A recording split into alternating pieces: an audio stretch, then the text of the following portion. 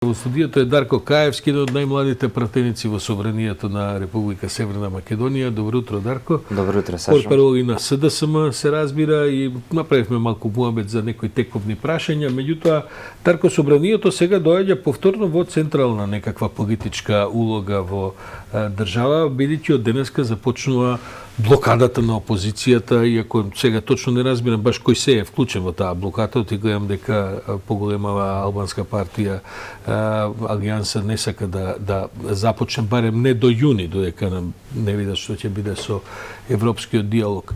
Опозицијата најави блокада до паѓање на оваа власт од власт. Што значи тоа, како вие тоа го доживувате? Првенствено добро утро и благодарам за поканата, да ве поздравам вас и вашите гледачи. Едноставно не е нешто ново. Ние пред да започне емисијата во еден неформален разговор го потенцирав истото. Ова е нешто што трае веќе повеќе од година дена. Важни законски решенија се блокирани во Собранието, преку 70 закони се закочени во комисиите. Опозицијата преку долги процедурални излегувања не дозволува да се усвои дневниот ред и на тој начин не дозволува да се расправаат во комисиите, што деловнички значи првенствено треба да помине во комисијата за да дојде на пленарната седница. Блокадата ќе оди преку комисиите. По тоа што можев да забележам од тоа што го најави опозицијата е истото она што го правеа и досега. Истиот начин на блокада со долги процедурални излагања во делот на работата на комисиите. И претходно се случуваше исто, излегуваа на говорницата, збореа за се што само не дозволуваа да се изгласа дневниот ред и да се влезе во материјална расправа на законите.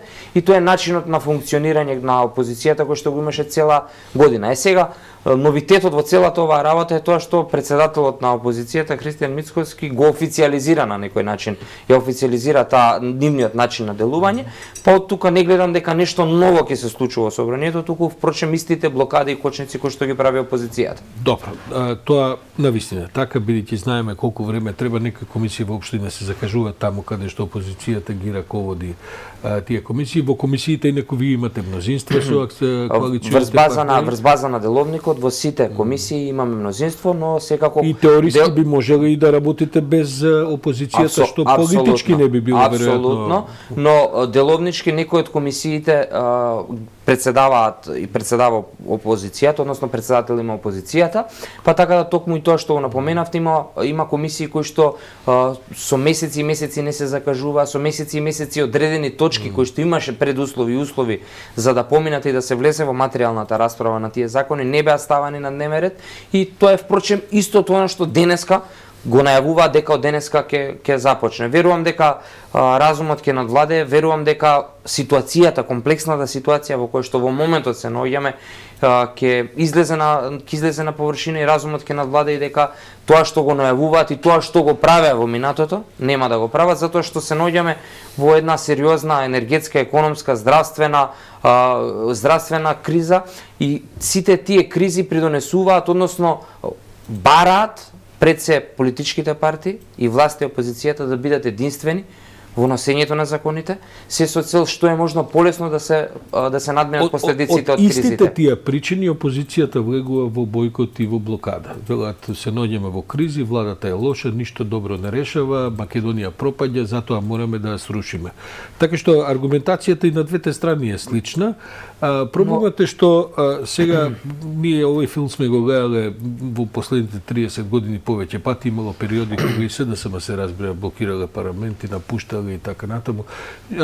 Вие очекувате ова што велите, се надеваме и така, ништо тоа нема да биде, бидејќи тоа вие се надевате, ама не ќе се опстанат на блокадата. Таа надеж доаѓа од тоа што и многу пратеници од опозицијата во походниците шепотат дека потребно одредени законски решенија да поминат. Кои се тие што мислите, тоа сакав да ја прашам. Тие веќе најавија дека комисијата за финансии нема да ја блокираат, бидејќи таму се Еве започнам со Законот за наставници и стручни соработници. 4700 наставници чекаат веќе повеќе од година дена, чекаат со тој закон да им се реши нивното прашање, односно од определено да се трансформира нивниот работен однос на неопределено, по автоматизам со тој закон.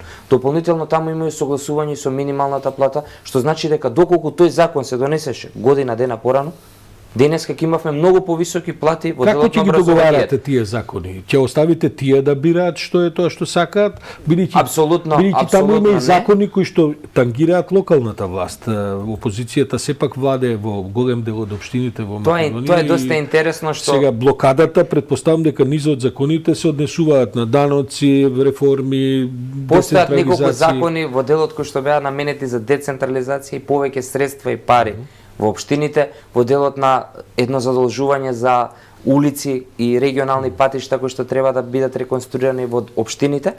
Интересно е тоа што долго време пред да се одржат локалните избори, истата опозиција ги блокираше, не сакаше да се донесат на истиот начин, со процедурални излагања, а потоа од кога локалната власт Се 40 на општини се променија и се во рацете на ВМРО ДПМН, видовме дека се откочија тие закони, но од друга страна ние се наоѓаме сега од другата страна што се вели на паричката и сега би било неодговорно некој повторно исто да се однесува, но секако секогаш Социјалдемократскиот сојуз е државотворна партија, партија која што се грижи за граѓаните и од тука влегува во процедура и верувам ќе бидат донесени. Добро, И тоа значи само- дека дневно ќе преговарате Не, апсолутно. или што, кој што ќе помине или како? Секој закон кој што е важен за граѓаните, сите оние закони кои што чекаат на ред да се донесат и се важни за граѓаните ќе бидат ставени на дневните редови на комисиите и ќе се разговара по истите.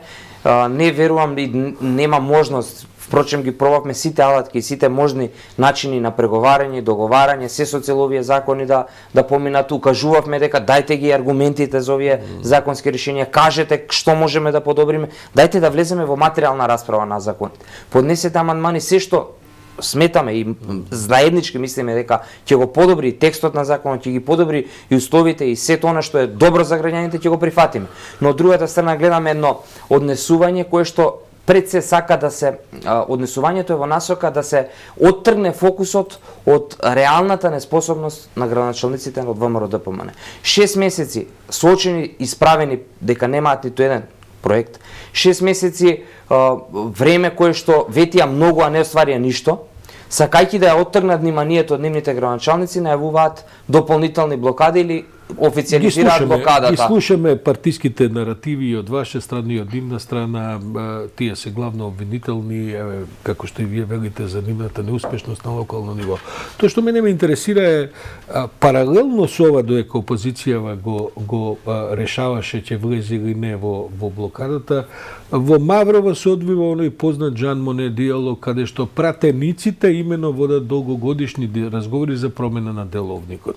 Бидејќи ова административна блокада што сега ќе се случува, значи ќе се игра со филибастеринг, со доцнења, амандмани, долги говори и така натаму ова се што правиме. Слушам дека во диалогот за промена на деловникот на собранието за унапредување таму се постигнати прилично согласности, значи таму напредува тој диалог, бидејќи има низ забелешки опозицијата, има низ забелешки власта, во кои делови тоа се понекогаш технички промени, тоа се понекогаш токму овој вид на промени за должина на излагања, за кој може да земе збори и така натаму. За работа на комисиите, За работа на комисиите. И таа Како се тие констатација два процеси? Од една страна во Маврово нешто напредува, од друга страна во блокада. Токму и таа моја констатација која кажав дека многу од пратениците од ВМРО ДПМН не се согласуваат со овој начин на функционирање, токму доаѓа и од еден начин и од оваа работа во делот на Жан Моне процесот, во делот на подобрување на деловникот.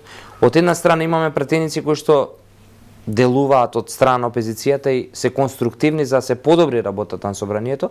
Од друга страна имаме одлука на опозицијата за блокирање на собранието, па затоа кажав дека ќе надвладее, верувам и се надевам дека ќе надвладее разумот кај тие пратеници и секогаш разумот ќе биде погласен од обструкциите и блокадите и дека ќе излеземе од овој процес во кој што се наоѓаме и во кој што најавува опозицијата дека ќе делува во периодот што следи. Секако тој процес е многу важен и значи многу за подобрување на работата на собранието, пред се во делот на уредувањето на работата на комисиите, затоа што има недоречености во работата на комисиите и токму тие недоречености ги искористува опозицијата преку долги процедурални излагања кои што нема ниту временско ограничување, ниту има повикување на членови од деловникот и држање кон тие членови од Сепак, деловникот. Дарко, вашата партија како предводничка на власта ќе дојде во една непријатна ситуација. Треба да се решаваат проблеми. Ова со Бугарија тешко ќе се заврши во јуни, дури да се заврши ќе видиме што и како ќе биде контекстот и така натаму. Реално политичката агенда ви трпи притисок, што би се Апсолутно се рекло. Јас и во моето и претходно искажав дека се наоѓаме во една тешка ситуација. Дел од кризите, дел и од решавањето на отворените прашања со Бугарија и токму во едно вакво време треба да имаме мирна домашна политичка сцена, треба да имаме кооперативност помеѓу најголемите политички партии, заеднички да делуваме за одредени прашања, а не да се дополнително да се отвара можност и да се дава насока да има дополнителна политичка криза. Ова гледам став е на сите коалициски партии или може некој да ви изненади? Апсолутно е став на сите политички партии кои што се Говорам дел од за коалицијата, власта, да. дел од коалицијата и токму и во таа насока и кажавме нема да трпиме уцени, нема да се движиме по уцените кои што ги дава опозицијата. Следните избори ќе бидат редовни, ќе бидат во 2024 година. Сега не е време за избори, сега не е време во кој што дополнително изборите преку изборниот законник ќе даде нови забавување на системот. Опозицијата вади анкети во кои вели дека мнозинството од граѓанството се за нови избори. Не би ги коментирал анкетите, тие се анкети кои што дополнително доаѓаат и знаеме како и кој ги поддржува, ги поттикнува, ги помага. Анкети кои што многу често во минатото видовме дека имаат сериозни промашувања, така да не би ги коментирал. Вашите анкети што велат? Нашите анкети велат дека ние мораме силно да се фокусираме на економијата, силно да се фокусираме на граѓаните, да носиме реформски закони, закони кои што ќе придонесат полесно да се надминат последиците од сите овие кризи. Решавањето на отворените прашања со Република Бугарија, одржувањето на првата меѓувладина седница за отпочнување на процесот, односно добивањето на датум за Европската унија, се важни и клучни приоритети и важни и клучни прашања кои што треба да се решат во моментот и во кои што треба да делуваме. И тука јас не гледам простор дека одредена политичка партија, пред се алудирајќи на опозицијата, треба да добива ситни политички поени и да се обидува преку ситно политиканство да добие поени за да полесно дојде на власт. Ќе има време за избори, ќе има време кога ќе се судрат аргументите, ќе има време кога ќе си ги кажеме сите овие работи и впрочем ние не го оспоруваме начинот да се каже, но да се блокира, да се кочи во моменти кога не треба, во моменти кога треба да заедно делуваме, во моменти кога целиот свет, буквално соочени со овие кризи, се соединува, заеднички делува и опозиција и позиции. Впрочем, нема ниту еден пример ваков во современите европски, западноевропски држави, каде што буквално опозицијата на ваков начин се обидува да дојде на власт во вакво време. Има примери, ама да речеме дека во демократскиот свет таму се измислени овие механизми за блокади и така натаму, сето тоа е легитимно. На крај некој ќе плати цената која ќе дојдат изборите. Дарко Каевски, портпарол на СДСМ и пратим во Македонското собрание. Благодарам за ова утринско. Благодарам и на вас за поканата. Како што стојат работите, ќе имаме ние и прилики во наредниве месеци. Апсолутно. Повтора се видиме, оти ќе трае таа блокада малку подолго, можеби од што тоа вие се надевате, ќе видиме како ќе заврши.